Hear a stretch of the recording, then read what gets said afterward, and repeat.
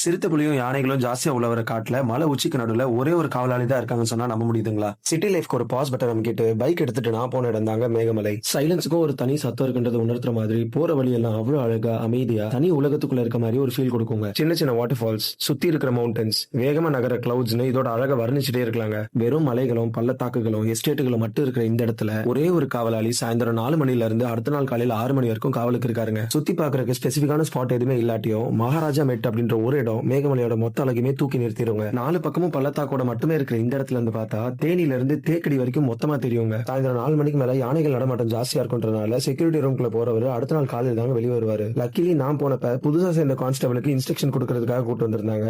அவர் return தனியா வரணும்ன்றதுக்காக extra கொஞ்ச நேரம் நானும் கூட இருந்தேன். கொஞ்ச நேரத்துல இருட்ட ஆரம்பிச்சு மழையும் பெய்ய ஆரம்பிச்சிருச்சுங்க. யானையும் பைசனும் மேல வந்துருச்சுன்னு வாக்கி டாக்கில வந்த இன்ஃபர்மேஷனை கேட்டுட்டு கீழே இறங்க சொல்லிட்டாங்க. இதோட ஃபுல் ஜர்னி நம்மளோட யூடியூப் சேனல் அப்லோட் பண்ணிருக்கேன். மேகமலைக்கு போகணும்னு நினைக்கிற உங்க ஃப்ரெண்டுக்கு இதை ஷேர் பண்ணிட்டு நம்ம சேனல் சப்ஸ்கிரைப் பண்ணிக்கோங்க. தேங்க்யூ.